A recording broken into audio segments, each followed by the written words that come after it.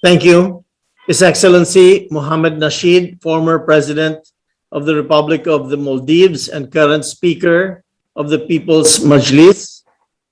Honorable Lauren Legarda, Deputy Speaker of the House of Representatives of the Republic of the Philippines. Honorable Robert Dixon, British High Commissioner in Bangladesh. Distinguished guests, good afternoon. I would like to thank our co-host country, Bangladesh, for this valuable opportunity to address this forum. This discussion among the most vulnerable countries underscores the inseparability of our efforts to mitigate global warming and our demand for climate justice. Developing nations facing the most severe consequences of global warming bear little responsibility for the pollution caused by industrialization. The Philippines is an example of this. The country contributes only about 0.3% to global greenhouse gas emissions.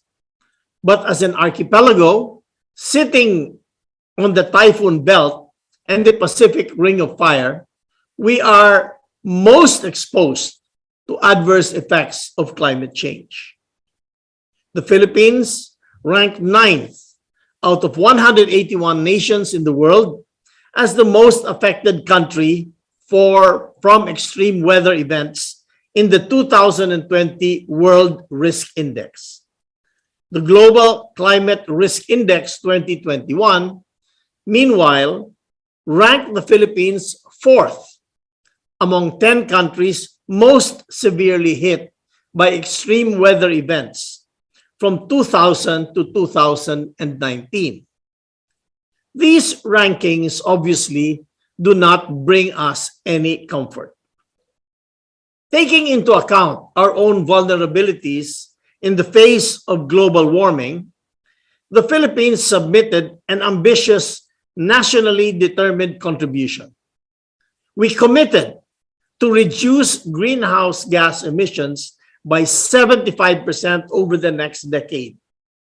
This ambitious goal will require comprehensive policy changes and a whole-of-nation approach. To achieve our bold target, we are pushing for the congressional passage of a bill that will ban single-use plastics. Once passed, every Filipino will have the ability to do his or her part on a daily basis in helping save the world's environment. We are also exploring a financing mechanism to enable the government to improve the generating capacity of a hydropower plant in Mindanao and acquire coal-fired power plants in the region to repurpose them. This will shift most of our energy requirements in Mindanao to hydropower. Eventually, it will spur investments from companies seeking to expand their operations in areas powered by clean energy. Our farmers face the increasing likelihood of suffering losses due to severe and erratic weather events caused by climate change.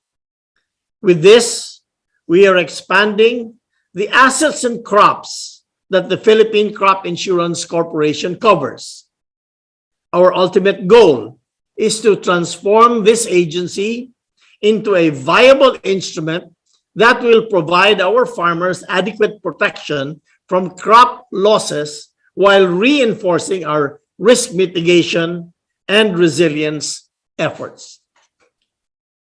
The Paris Agreement provides us a framework for the countries of the world to work together to reverse global warming. An important part of this framework involves the wealthier countries extending financial support to developing nations to assist in mitigation programs and the transition to greener economies. We have all submitted our nationally determined goals to the global effort. We must now demand the wealthier countries to raise the financing to support the achievement of these goals. Those countries that contribute the most to greenhouse gas emissions must bear the greater burden for mitigating the planet's warming. Among the most vulnerable to the consequences of climate change should receive the most urgent support. These are the essential components of climate justice. We also need to work together to come up with new financial frameworks in order to build a global insurance safety net. We should be able to devise a toolkit of innovative, responsive, affordable, and accessible financial solutions to mitigate the adverse effects of climate events on vulnerable nations. The toolkit should be able to assist developing countries through financing arrangements, investments, and technology transfer. This climate vulnerable forum, consisting of countries most threatened by the ill effects of global warming, has the golden opportunity to serve as a world leader in this fight against climate change. Let us lead the charge now and show the rest of the global community how simultaneous and concerted actions can make a lasting impact in saving the only planet we have. Thank you.